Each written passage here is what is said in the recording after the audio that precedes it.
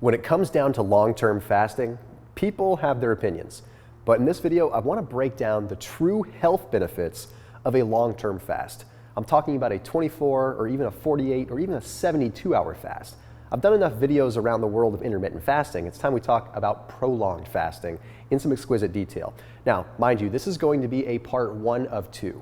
In the next video, I'm going to describe the fitness and fat loss benefits. But in this video, I want to merely describe the overall health benefits and why everyone should at least do a long-term fast once every 3 or 4 months for good old-fashioned health benefits. All right, the first benefit we want to talk about is something known as autophagy.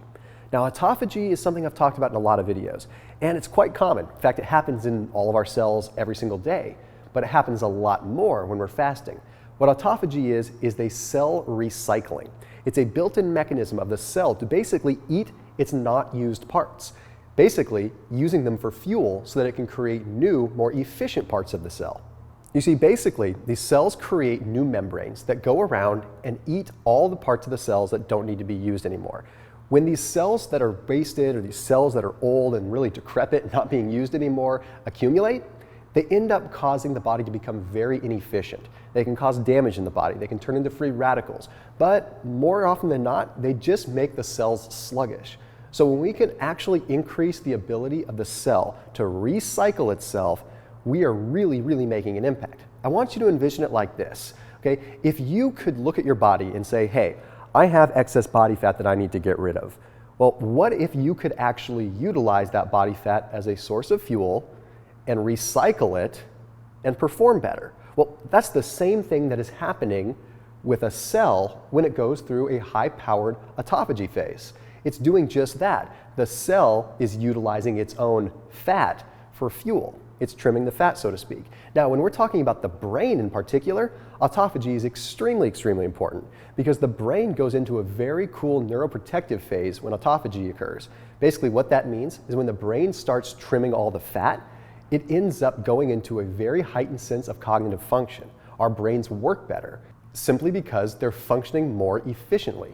They're utilizing themselves. It's very, very hard for energy to get into the brain. It's a pretty metabolically inefficient process to begin with. So when the brain can actually utilize its own energy, it ends up being a lot more productive for all of us. Now, there's one other thing I want to talk about, and that's the world of liver function when it comes to autophagy. Okay, now I said I wasn't going to talk about the fitness and fat loss side of things, but this is too exciting not to tell. Our liver cells, when they go through periods of autophagy, end up improving their rate of lipolysis dramatically. Now, lipolysis is another fancy word for fat burning. So when our livers are working better, when our liver cells are actually recycling, they're burning more fat. But it does one more thing. It also improves insulin sensitivity, which means that you're going to have less of an impact from the carbs when you do eat them. So yeah, by not eating for a longer period of time, you can make it so you do respond better when you do eat. Now, enough about what autophagy does in the body. Let's talk about the quick link when it comes to fasting. There was actually a study that found that fasting for just 24 hours improved autophagy by 300%. 300%, just 24 hours. So basically, you are telling your cells to trim the fat 300 times just by fasting for 24 hours. Now, additionally, fasting for another 24 hours on top of that improved that by another 30%.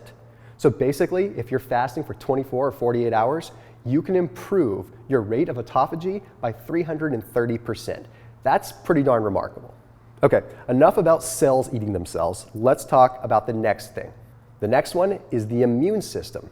Now, when we look at the immune system, a lot of us just think getting colds or just flat out like trying to fight off the flu or maybe recovering from a workout. But the fact is, our immune systems are working overtime all the time. And every single time that we eat, every single time that we are putting things in our bodies, our immune systems are having to go on high alert. Especially this day and age when we're consuming all kinds of different glycosides, when we're consuming all kinds of different toxins, our bodies have to work overtime.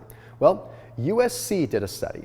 And what they found was that longer periods of fasting, like 24 hours and up, ended up dramatically increasing stem cell regeneration phases. Basically, what that means is that stem cells were actually created simply by fasting for longer periods of time.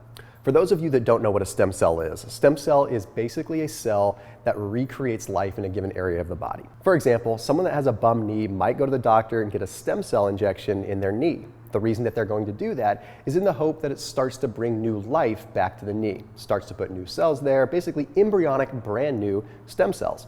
Well, if we can stimulate stem cell production just by fasting, it's a much cheaper and probably a much more effective way than going to the doctor and getting an injection.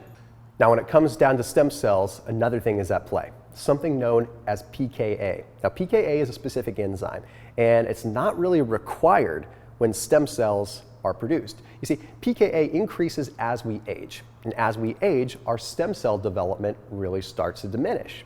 So when pKa is lower, stem cells are higher. And fasting, well, it diminishes the levels of pKa enzyme in your body, basically unleashing the ability to produce more stem cells. So that's a very, very unique component of fasting. Now, let's talk about another side of the immune system that you may not even know of. And that's the fact that ketones have a huge, huge effect on our immune system. And when you're fasting, although you may not like to admit it, you are in a state of ketosis. People think ketosis and they just immediately think of pork rinds and high-fat foods. All it means is that your body's going into that starvation mode, so it's using ketones as fuel. And in this particular case, we're talking about beta-hydroxybutyrate, also known as BHB. Now, Yale University did a study and they actually found that beta-hydroxybutyrate dramatically decreased inflammatory markers within the body. Now, it does this through a couple of different mechanisms, but in one particular that I want to talk about is how it blocks something known as the inflammasome NLRP3. Now, it's a mouthful and you don't really have to know exactly what it means, but NLRP3 is an immune response that occurs when we have a highly contagious infectious disease. So like if you've got the flu or if you've got some other kind of disease, you're going to have high amounts of NLRP3 that are released. The whole idea of this NLRP3 is to basically nullify the disease and basically put your body into standby mode where you get totally run down, you feel like you're sick, you feel like you're tired. Well, beta-hydroxybutyrate mitigates that. Now, you may be wondering, if you're sick, do you want this to happen? Well, not necessarily, but when you're not sick, you definitely don't want that inflammasome being elevated. And since Yale University found that we decrease our inflammatory markers, specifically with NLRP3, well, we can find that by fasting, we lower our immune response so we're not having to feel run down all the time. The short answer is we're resetting our immune system a little bit and giving our body a chance to recover the way that it should. Okay, lastly, I want to talk about digestion. And I'm going to make this one relatively brief so I don't run on. But digestion is taxing on the body.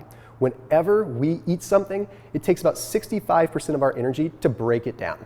Now, most of us think, oh, cool, it's ramping up our metabolism. Not the case. No, it's just borrowing from other energy stores. So basically, you're getting 65% more run down. Every time you're digesting, you're not getting a chance for your gut to heal. And when your gut doesn't heal, your gut mucosal layer breaks down. And when your gut mucosal layer is broken down, you are much more susceptible to have big particles that normally wouldn't get into the bloodstream, get into the bloodstream.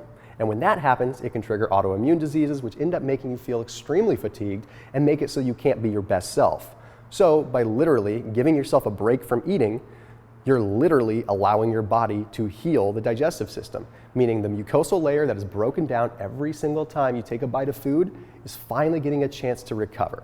At the end of a fast, your gut is finally in a position to start metabolizing nutrients a lot better because it has finally had the opportunity to heal. Now, quick note, when you do break your fast, your gut is still extremely sensitive, so you want to make sure that you're taking extra precaution to eat something that's easy to digest, at least for the first couple of meals. So there you have it.